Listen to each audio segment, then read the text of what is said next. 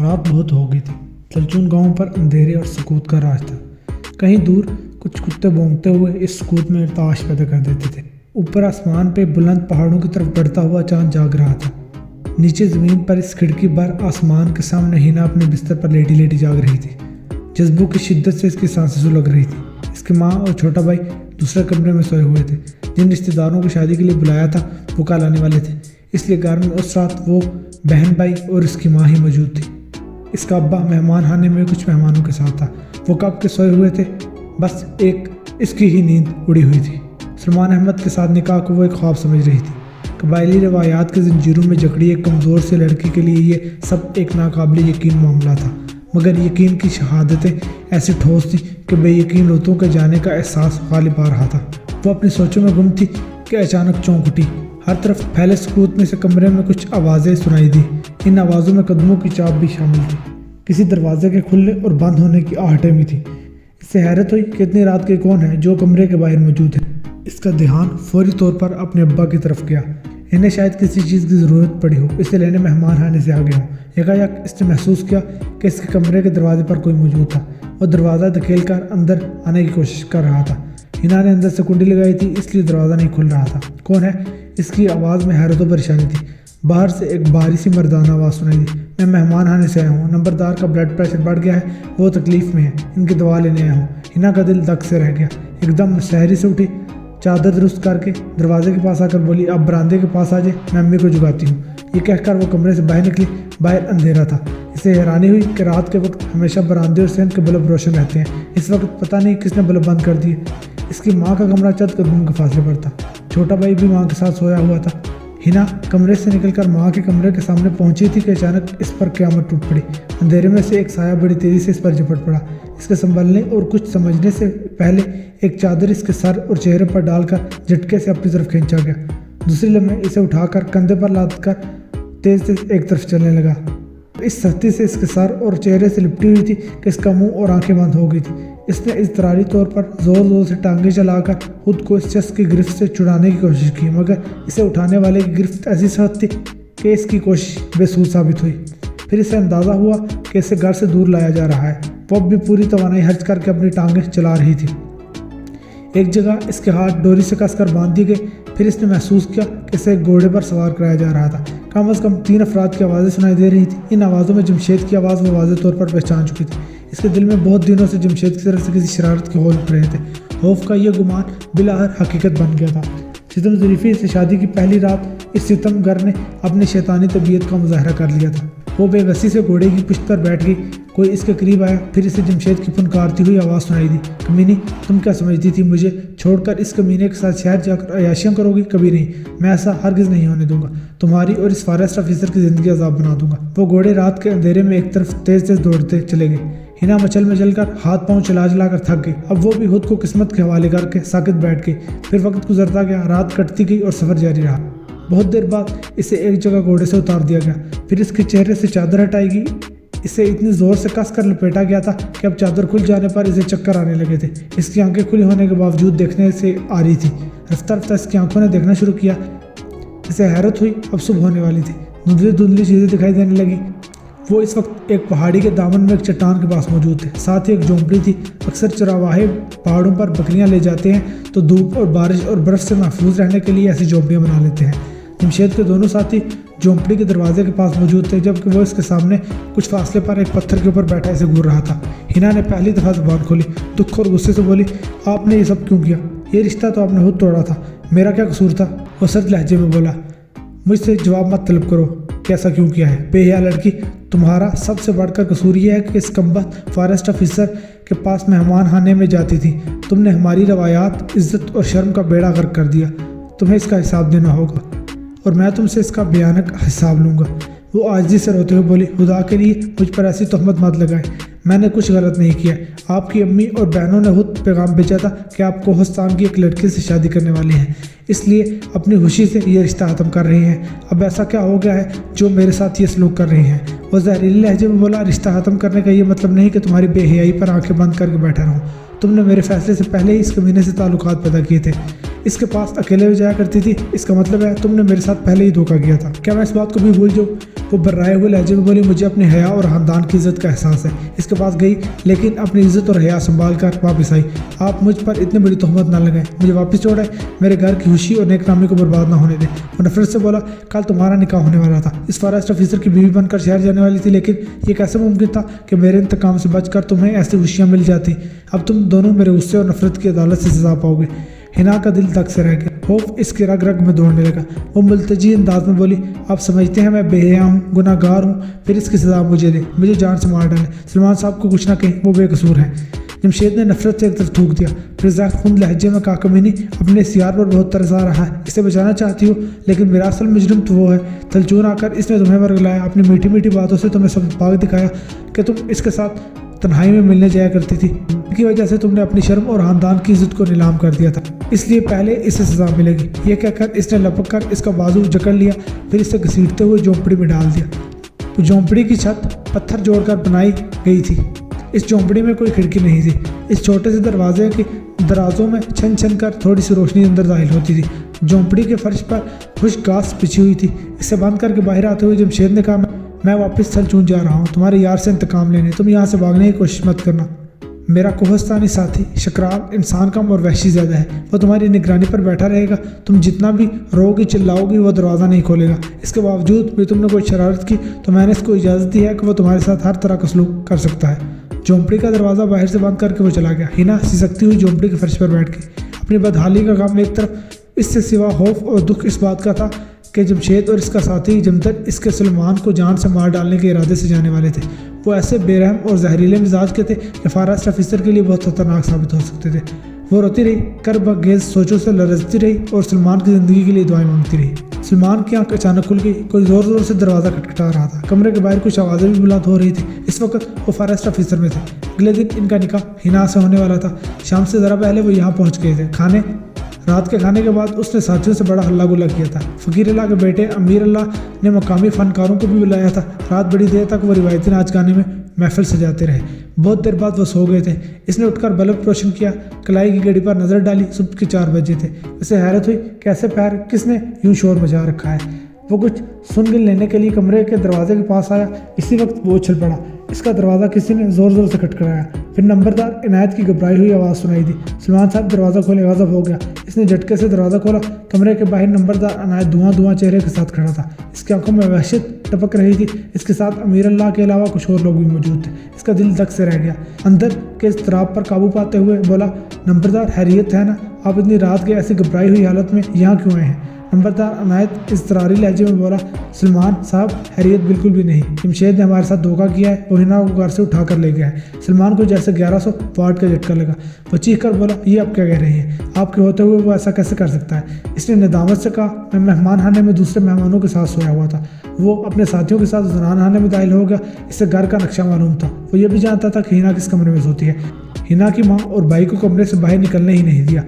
धोखे से हिना को कमरे से बाहर बुलाकर अपने साथियों की मदद से अगवा कर लिया।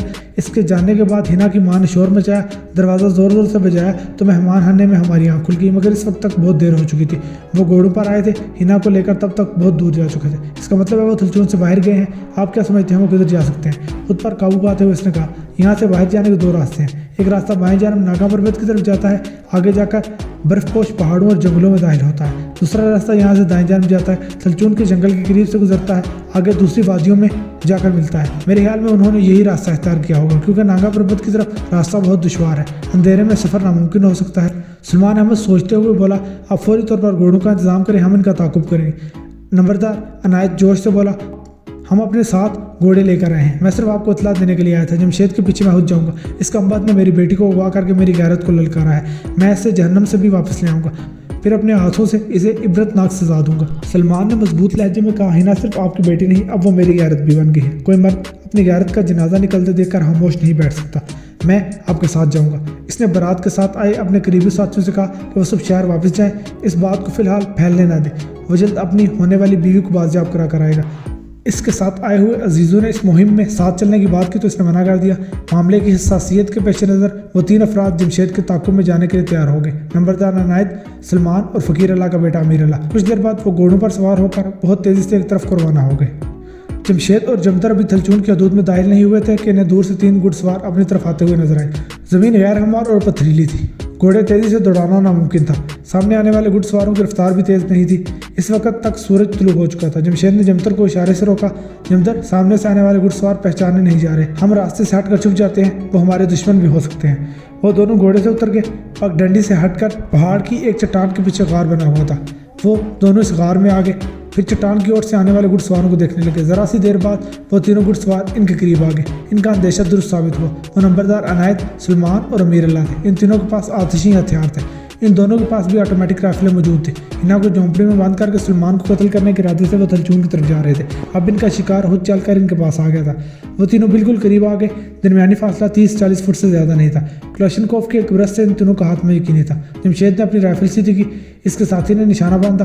ट्रिगर पर दोनों की उंगलियों का दबाव बढ़ गया। फिर एकदम जमशेद ने अपना इरादा बदल लिया। जमदर को भी रोकते हुए इसने कहा, अभी इन्हें जाने दो, इस कमीने फॉरेस्ट अफसर को जिंदगी के 1-2 दिन मजीद जीने दो। जमदर हैरत से बोला, इससे बेहतर मौका कब मिलेगा? किस्मत से एक बार ट्रिगर दब जाता तो तीनों खून में लथपथ नजर आते। जमशेद होंठ भींचकर बोला, अभी नहीं जमदर, मेरा दुश्मन सिर्फ सलमान अहमद है। चचा के साथ अभी छेड़छाड़ मुसीबत को दावत देना है। मैं पूरे कबीले की दुश्मनी मोल लेने की पोजीशन में नहीं हूँ। ये कमीना कहाँ तक भागेगा? अच्छा है, भागता रहे। हिना की तलाश में इन पहाड़ों और वादियों का चक्कर लगाता रहे। मैं अपने शिकार को दौड़ा कर पहले थकाकर चूर करूँगा, फिर अपनी मर्जी से अपनी मर्जी की जगह और अपनी मर्जी की मौत मारूंगा। झोंपड़ी के अंदर तारीकी थी।